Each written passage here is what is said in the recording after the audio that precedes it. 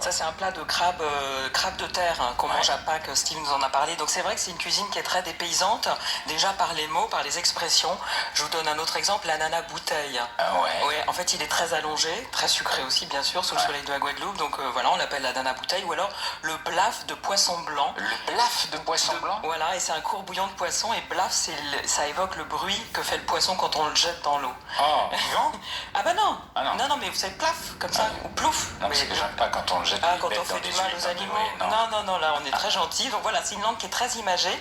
Et la cuisine guadeloupéenne, elle commence donc par cette langue savoureuse, qui est portée en plus par un bel accent, comme on a pu l'entendre avec Steve Salim tout à l'heure. Et ça révèle un phénomène qui se produit dans la langue, mais aussi dans la cuisine. C'est le processus de créolisation. C'est-à-dire que cette cuisine est née de la rencontre de différentes influences européennes, caribéennes, africaines, orientales. Alors je vous donne deux exemples. Le colombo de mérou de poulet, c'est une recette à base d'épices qui s'inspire de l'Inde ou du Sri Lanka, parce qu'en 1848, au moment de l'abolition de l'esclavage, il y a beaucoup de travailleurs indiens qui sont venus travailler sur l'île. Et donc voilà, on a intégré leur recette. Ou alors par exemple le boudin créole, qu'on appelle aussi le boudin pays, ou encore le boudin à cochon. Donc ça, c'est une technique de fabrication du boudin apporté par les colons, mais qui est accommodée à la mode antillaise. Donc on mélange au sang du cochon des épices, la farine de manioc, la patate douce. Donc voilà, c'est une formidable leçon de tolérance. La cuisine créole intègre toutes les cultures pour former sa propre cuisine. Et alors, d'île en île, est-ce qu'il y a des variantes? Oui, alors ça, c'est aussi quelque chose d'extraordinaire, parce que ces îles, elles sont finalement pas si éloignées les unes des autres, et chacune possède sa propre cuisine. Quand on arrive aux Saintes, à Terre de Haut, on déguste les tourments d'amour. Alors ça, c'est les tourments d'amour. Oui, c'est des petits gâteaux à la noix de coco. On raconte aujourd'hui sur l'île que les femmes fabriquaient ces gâteaux pendant que leurs époux étaient partis en mer pour tromper leurs tourments. Mais je pense que l'histoire est fausse, parce qu'en fait, je l'ai souvent entendu sur les îles, ces femmes qui préparent de la cuisine. À ce moment-là, la Bretagne, ça marche aussi. Voilà, exactement. C'est pour ça que je pense ça, mais je me dis c'est amusant de ces petites histoires qui circulent. Et puis surtout, c'est très bon. Alors voilà, un gâteau qu'on ne trouve qu'à la sortie du bateau aux Saintes. À Marie-Galante, on mange le bébélé, qui est un genre de soupe d'abat, ou le chaudage, qui est un pot-au-feu antillais. Et vous changez d'île, c'est fini, ça disparaît. C'est marrant. Marie-Galante, j'adore le nom. Ça fait rêver. Moi, c'est mon île préférée, parce qu'elle est restée encore très agricole. On peut croiser des coupeurs de cannes. Vous en avez vu, Jean-Bernard? Tirés par les charabes. Exactement. Et ça, c'est super. Mais surtout, ce qui est très important, c'est que c'est pas du folklore, parce que couper les cannes à la machette, ça permet de les couper très à la base. Et donc, on a des longues cannes, et elles sont plus concentrées en sucre. Et donc, le rhum est meilleur. Et pareil pour les charrettes. C'est pas du folklore. Les distilleries qui font ça, c'est parce qu'au moment de les poser sur les charrettes, on les sépare les tiges des pailles.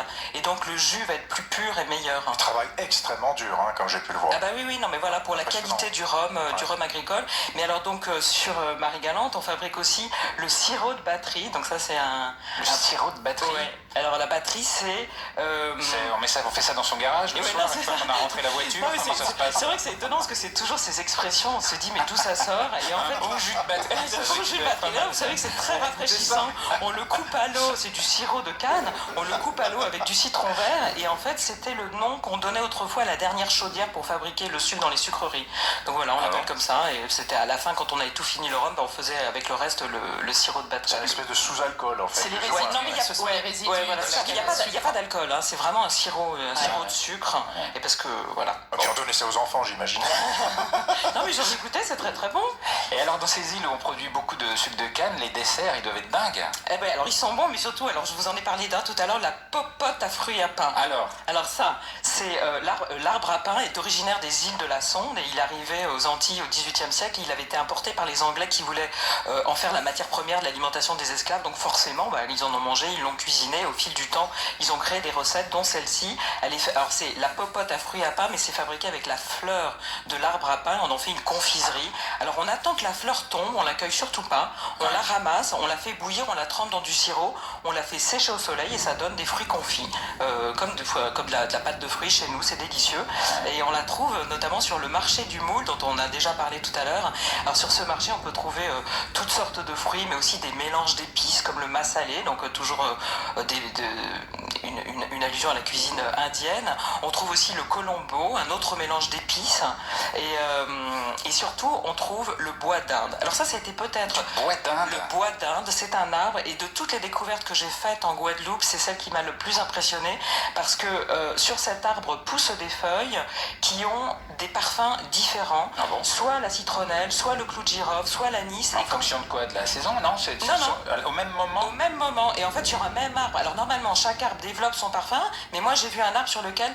chaque branche avait des feuilles avec des parfums différents. Oui, c'est complètement... Je vois votre visage étonné, mais c'est vrai, je vous jure, je l'ai vu, je l'ai goûté. Mais vous aviez surtout vous non, avez pas du goûté tout. le rhum avant? J'avais pas bu de rhum, j'étais à jeun le matin. Et en fait, ce que m'a expliqué le producteur, Gérard Beaujour, il m'a dit, en fait, les molécules de chaque parfum sont présentes dans l'arbre, mais l'arbre choisit ce qu'il a envie d'exprimer. Alors, je sais pas si scientifiquement c'est vrai. C'est très beau. Hein. Est-ce que l'arbre vous a parlé? Non, absolument pas. Non, mais tout ça, c'est très sérieux et très vrai. J'aurais pu vous en apporter, tiens, parce que j'en ai moins raconté de la c'était une bonne idée. Et en fait, non, mais c'est assez étonnant et j'ai trouvé que c'était une belle histoire, ça m'a émerveillée. Et puis en plus, c'est vraiment une épice délicieuse dans tous les plats cuisinés guadeloupéens. Merci beaucoup, Emmanuel. A tout de suite sur Europe 1 avec tous les bons tuyaux de Jean-Bernard Carrier pour profiter à plein de la Guadeloupe et ne pas rater le meilleur. A tout de suite.